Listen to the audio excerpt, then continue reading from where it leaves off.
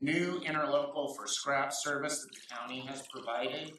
I would like to add this for first reading so we can at least put it out there and folks can begin to review this in the course of meeting next month. The reason why is Scraps, or the county, is looking to have affirmatives back from the jurisdictions by mid-October. What you will notice as we discuss this, it has been quite some time since any jurisdiction has renewed its interlocal services agreement for animal control with the county. And so everyone at this time is operating under unapproved or out-of-date interlocal agreements. So, would a member of the council consider a motion to add this interlocal agreement for first reading as item 8B tonight? I will make a motion to add this interlocal agreement to first reading. Second. Moved and seconded. Any discussion? Seeing or hearing none, all in favor?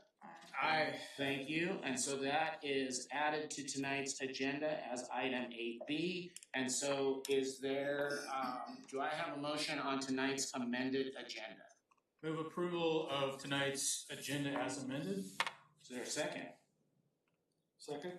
Moved and seconded. Any discussion? Seeing or hearing none, all in favor? Aye. Any opposed? Tonight's meeting agenda as amended is approved. So, local agency reports and presentations. We have no one in attendance tonight from either Sheriff's Office, Fire Department, or library, any other such services. So we will move on to our other presentations this evening. First up is Cody from Welch-Comer to give us an update on the Argonne Congestion Relief Project. Do you guys have a clicker that I can maybe use? Yeah. She's the clicker. She's the clicker? Okay, I'll just motion. Yeah. For clicks. Okay. Perfect. Alright. I'm speaking on the mic. Okay, perfect.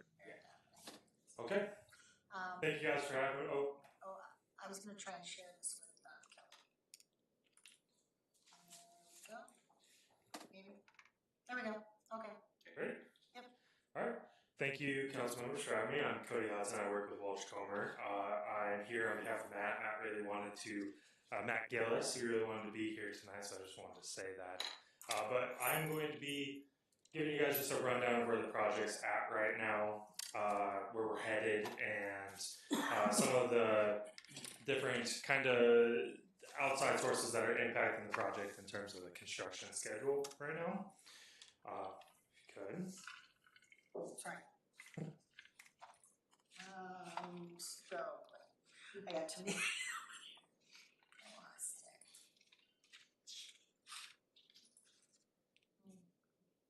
There we go. Okay, perfect. So I just briefly wanted to go over kind of the list of the project goals, which is add some left lanes into the Argonne corridor, reduce some of that congestion and allow some safe turns on Argonne.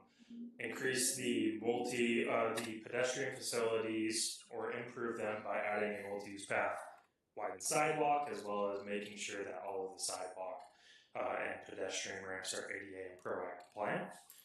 And then we also have some improved signal intersection performance in the form of better detection, coordination with the existing signals, as well as radar and preemption with the railroad. Improving the railroad crossing safety as well, both for crossings as well as railroad signal performance. So right now for the construction schedule, we have about 64 days charged as of today. The contract has allowed 75 days for this project, but which amounts to essentially 85% of the contract days to be expended. However, there's an asterisk to this because that does not account for any of the approved extensions of time. At this point, we have kind of two items of approved extensions of time. One being working with Spokane Transit Authority for some future bus stops, implementing that so they can come in and put some bus stops in the city of Oakwood. And then the other one, which you guys have probably heard about, is the ongoing operator strike that's happening around here. So WashDOT has standard literature in their specs that allow for a suspension of time, just in the as the form of additional days to a contract allowed to a contractor. This risk is posed on the contractor, but it does, and risk I mean by if a strike happens, this is the risk that the contractor adopts when signing contracts. But you are also you can add days to the contract if a strike happens. Obviously, no one anticipated a strike to happen during this project. So that is additional days that we are approved by WashDOT that are added to the project. So that 85 asterisk marks just because we're kind of counting the days right now. The strike is still ongoing. So if you guys haven't heard, I'll just do like a very quick, here's what's happening right now. Currently there is a operator union strike for just operators in Washington that's impacting the project. So operator kind of being a coverall term for someone that could be operating on a roller or in this instance, in the most impactful way for this project, someone hauling the materials to the project, i.e. in the case of concrete or asphalt. So there's some critical path items that have been impacted by the strike, namely the asphalt paving, as you can see. What we've done with the contractor is we've worked as a team together to find a path forward to get paving back on the schedule and keep the project moving and open the project up to the public as soon as we possibly can. However, kind of in that background work, what's been done is, we have deviated from the critical path. It has impacted the construction schedule, and likewise, it's kind of pushed some items further downstream that relied on the asphalt paving to be in place. Some of these items are the concrete items, like the crosswalks, as you can see with the interurban trail, and then the curb islands in the road that, you need some safe vehicle space to work in vehicles around that area. And then also how it's impacted the schedule is in the form of railroad communication.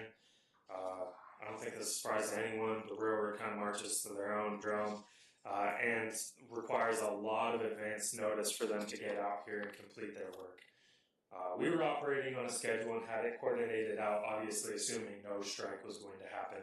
By the time they got out there, they weren't ready to move their signal equipment or route, traffic safely around those improvements, and weren't able to get the work completed, and so had to be rescheduled back out to do a full, complete installation of everything in the railroad right away. There are some other non-critical path items that are affected that, it's not going to really impact how the public uses the road after this project, like the concrete wall barrier or, some of the STA bus stop work. Good. So I did just a real brief schedule comparison of what the original schedule milestones coming up looked like with no strike. We had anticipated paving on the 25th of August. Obviously the strike had stopped that, so now with recent news, we're anticipating actually paving tomorrow as early in the morning. And so I based the kind of revised schedule off of a start date of tomorrow. So what we would see is concrete islands being able to be worked on immediately after the roadway surface is paved, working in mid-September. Railroad improvements, like I said, requires a lot of ongoing advance notice to work. They have given verbal and written notice that they will arrive back September 30th. I put early October just as contingency. But September 30th is when they'll come back, and I would anticipate them to maybe take a week to get all their equipment relocated and back online. And then the rest of the railroad improvements, our contractors will utilize that time and the resources that the railroad has, i.e. the flagging and staging, to complete the rest of the improvements in the railroad right of way. And what I would anticipate to happen is for the public, and maybe this is what people want to hear, is two-way traffic to be reopened and unimpeded, traffic flow around mid-October, assuming all of that stays kind of within the revised milestones that I've listed.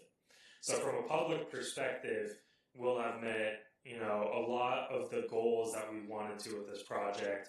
Two-way traffic with the left lanes and the multi-use path, the pedestrian facilities will be in place. Some of the improvements or remaining goals on the project will still be things like lighting, light poles, as well as traffic signal improvements, which I'll get to in the next slide. So some other project delays is traffic signal and lighting equipment. We've known about this going into the project, and we have special contracts provisions allowing ordering of the traffic signal and the lighting equipment, and as well as giving a suspension of time to the contractor if those lead times are excessive. That's exactly what we ran into. In fact, they were even worse than we had anticipated. A little bit of a pre-story into that, we worked with the city to also order the traffic signal poles, which we had anticipated in August, to which, 2 days before we're supposed to get them, receive a notice that they're going to be showing up a month and a half later. So it's just one of those things where the traffic signal equipment, and I've experienced this in other projects, is just highly in demand, and there's only one or two providers in the country to supply it, and so the lead times are just exhausting, honestly. So that's oh yeah, go ahead. Can I ask a question about the lights? So earlier you had a mock-up that were very commiserate with the ones that we have at Phelps Field, and I'm seeing them now everywhere, that style of light. So with the delay, we would still stay totally adherent to the style that was all approved and has been shopped to everybody, correct? Yes. Perfect, thank you so much. Yeah, absolutely. I just want to clarify. Mm-hmm. Yep. And also I should say, feel free to stop me at any point. This can be very free form. If you have questions, I'm going to obviously open it up to questions at the very end, but if you want to stop me and ask a question. Can you go back to the UP one? You didn't get to. Oh, going the wrong way. Oh, Wrong way. Right there. this one? No, next one. Next one. No, wrong way. There we go. One This more. one. Right there. There. Yes. So yes, I also wanted to touch on UP. So one thing that was, the one thing that we also experienced is while we had UP, like I said, this group of people, this project team is looking for active ways forward past the strike, which I really commend them. And working with UP to get as much work as possibly we can get done and get it ready so once they're back, they're in and out really quick and just moving the schedule along.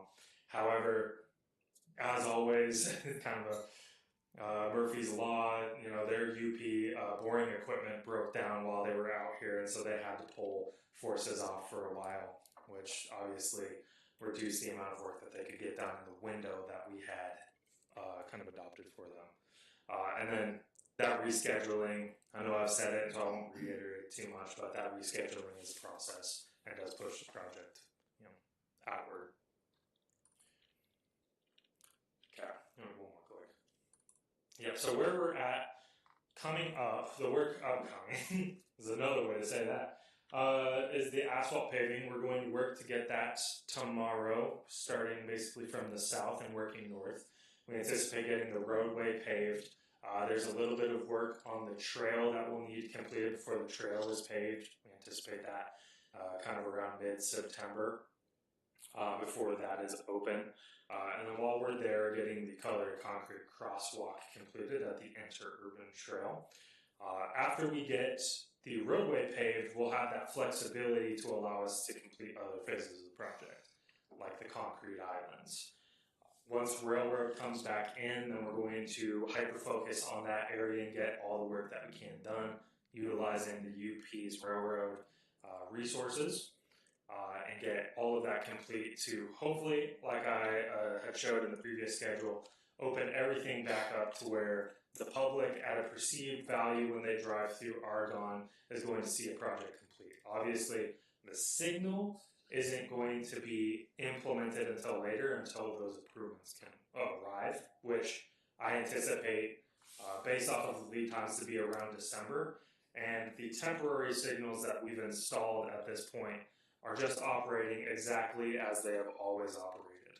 So there won't be any, there will never or not be a downgrade in signal performance during this phase where the roadway is open to two-way and the traffic signals are on a temporary system.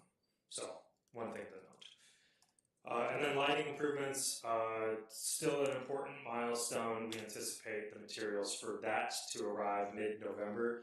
As it stands right now, everything is ready for the light poles to be put on the foundations and turned on immediately. So we've done as much work as possible to make sure that that is a plug-and-play system as soon as we get the equipment.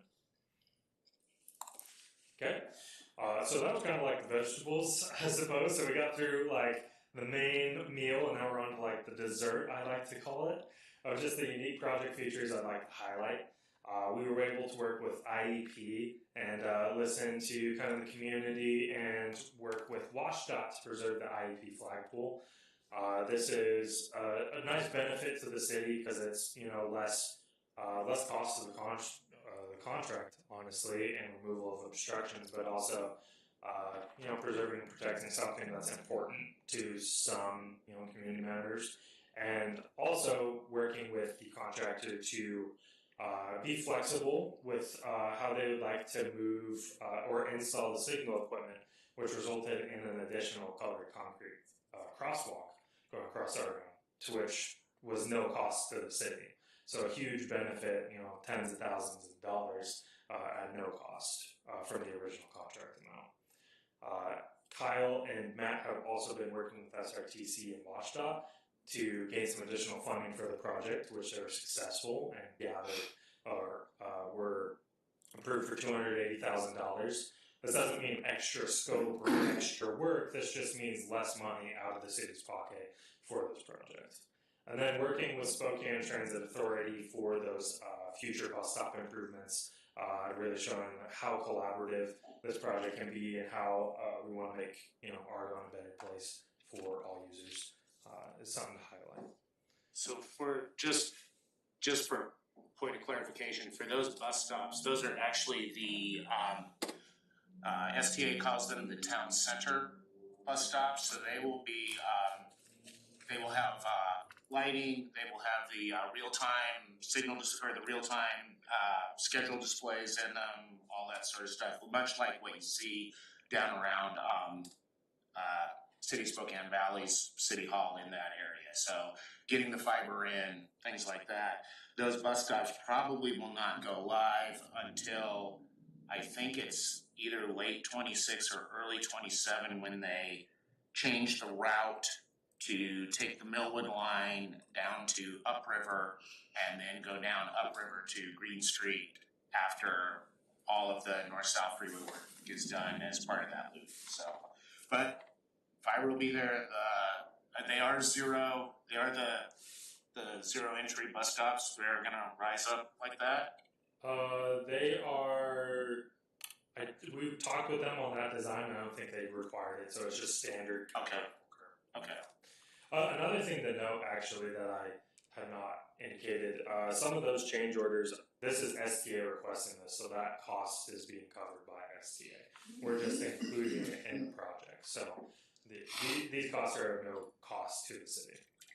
These improvements. We've worked diligently with any other agency that has foreseeable either amenities or benefits that everyone understands that Argonne is typically only open at very rare times, and so we have stumped for and approached as many folks, as many agencies as we can to say, look, if you are thinking about anything, let's be collaborative on this and get it done as part of this project. Yeah, absolutely. Yep.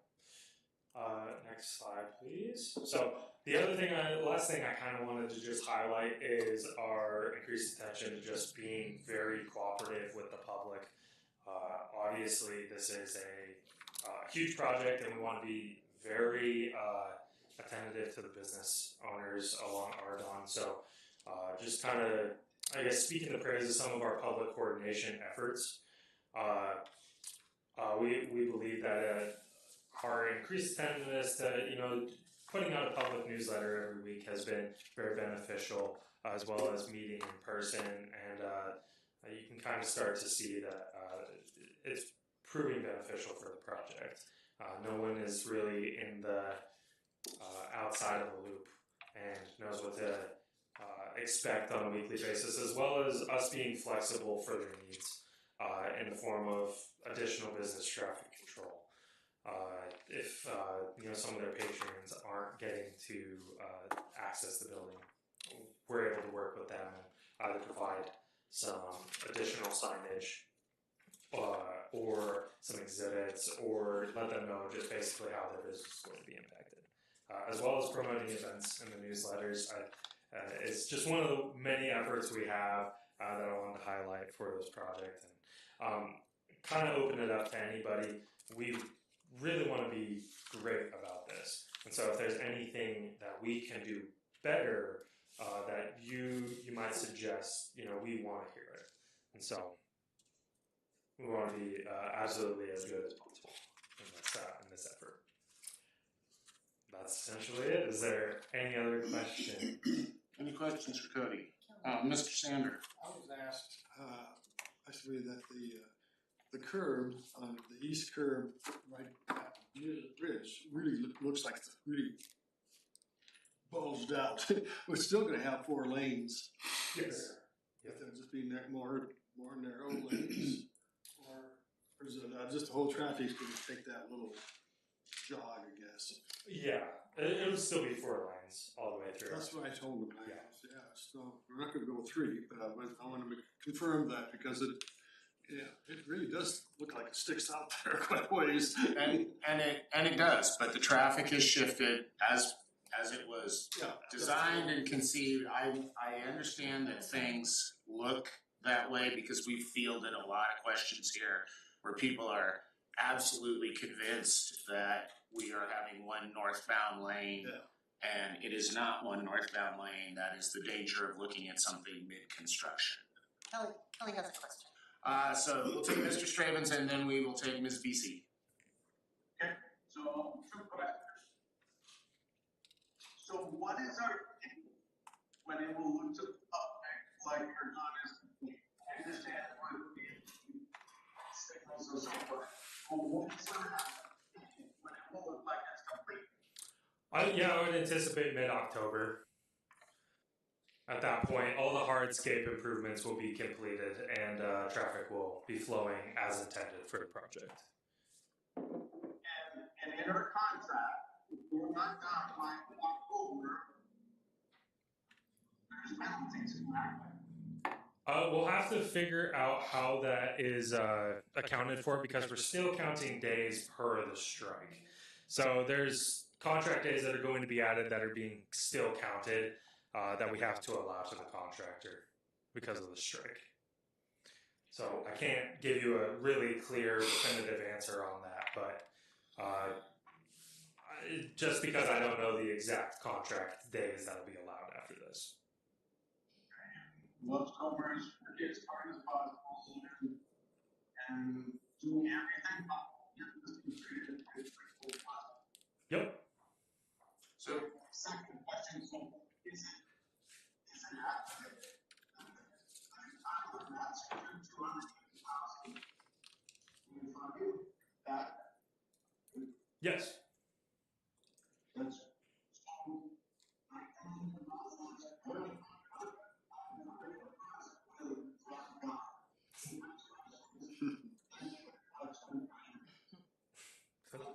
That was the time to ask. Thank you. Yeah, exactly. So, Kelly, to your first question, one thing I do want to say, the Welch Comer and Liberty team has been exceptional in keeping this project moving forward. I don't think we've had a single day where we haven't done work. I can say in the city and a lot of other projects, they are just shut, in other areas in the county, they are just shut down. And our contract team and our engineers, working with Kyle, being flexible, moving things around, willing to kind of go where there's abilities, has really kept this project moving forward. We could be in a lot more dire situation because when this strike is finally settled, the county is basically, if asphalt plants are open, the county is gonna suck up, and the city of Spokane, every truck available to get their work done. And we would be very far down on the list. So kudos to you folks for keeping things moving along. Thank you. Yeah. Kelly has another question. Well, let's No, that's okay. And I have heard positive feedback from the States. I think you guys are doing a good job. So it's good that it keeps on moving forward. That we keep on seeing. And this is people from the town. Once we go back, Yeah.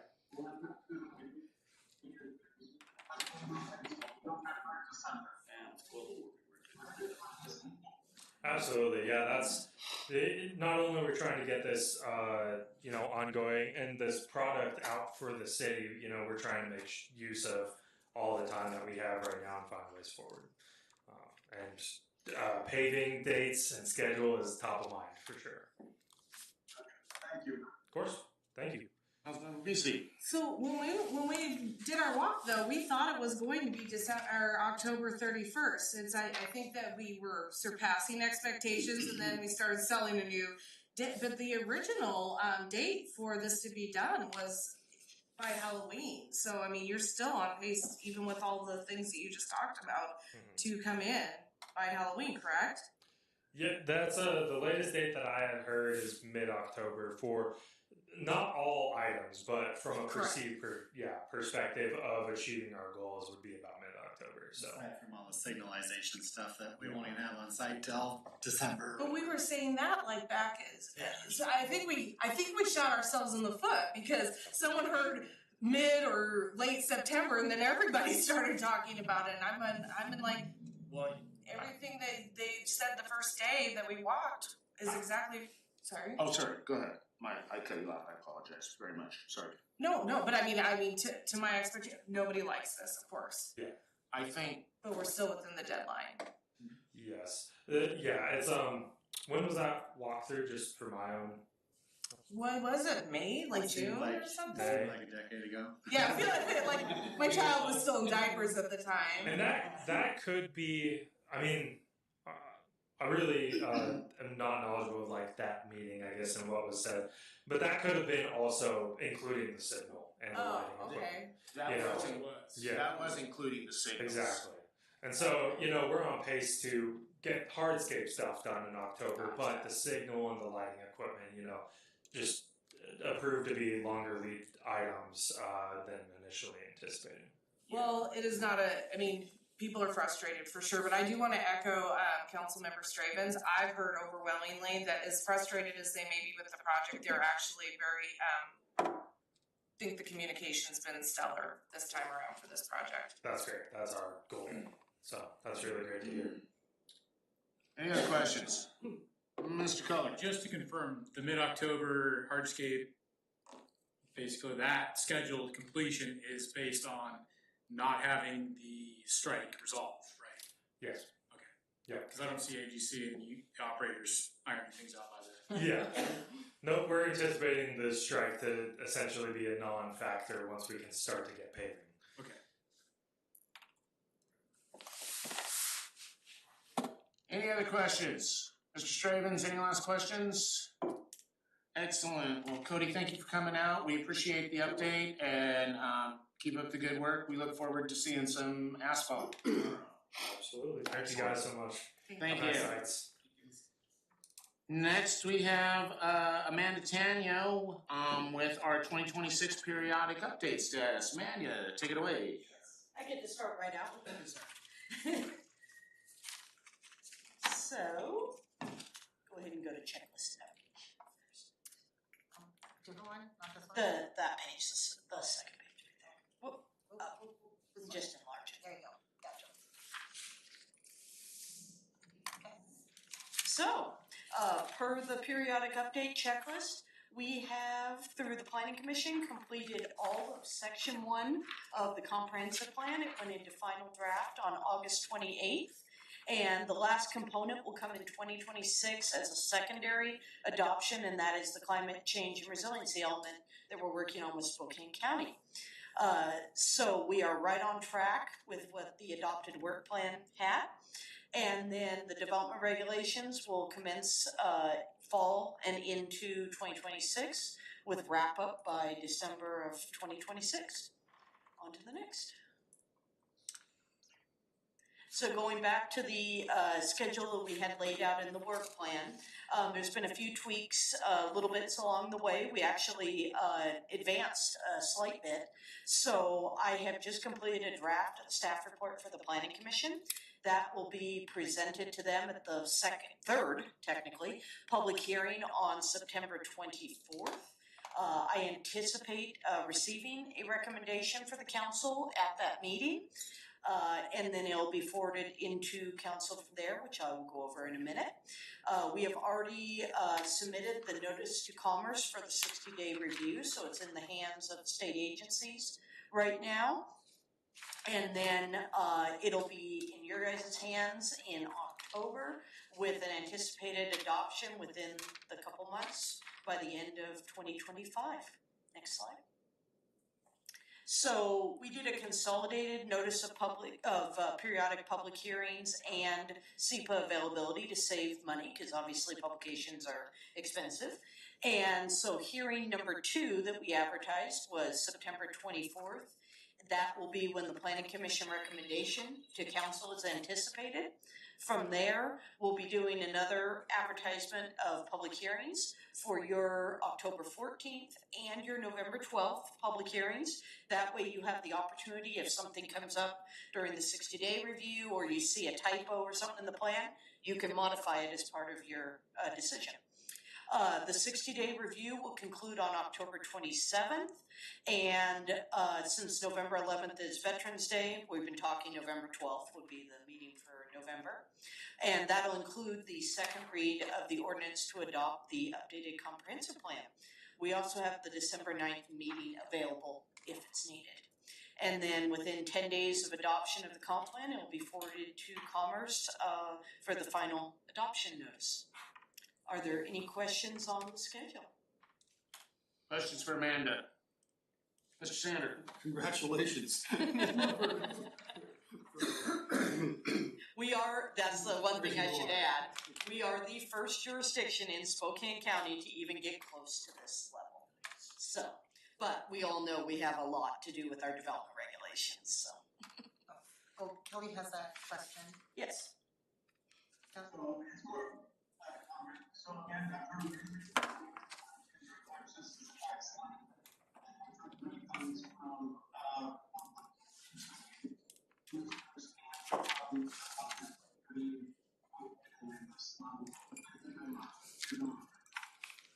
And we've only killed a few trees in the process. It's a lot of paper. Any other questions for Amanda? Thank you very much for coming out this evening. We appreciate the update and look forward to seeing that at council beginning in October. Yep, we'll see you at October meeting. Great, thank you very much. So that concludes our presentations for this evening. We have our item number 6, which is public comments concerning action items. Have we received any comments by, we've received an email comment. Have we received any other comments other than the one included in the packet? Yes, there was late one. It is, I gave it to each of you and it's also on the table. That came in, I think, yesterday from Tina Oh, yes. Seibert, and that's the one you answered. But the original one I had already put on the table and is in back there as well, but it came in. So for Ms. Seifert's comment, that was delivered to the city on September sixth, I did respond to Ms. Seifert on September sixth. I did respond to her on September sixth, just responding to her questions and clarifying what the nature of the, of item 8A was.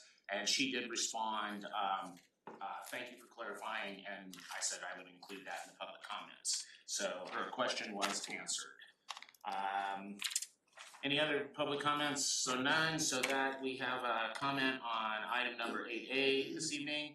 And that brings us to item number 7, executive session, which we do need an executive session, and it does need to be prior to any of our action items, either for first reading or for consideration tonight. So, Mr. Worst, take it away. Okay.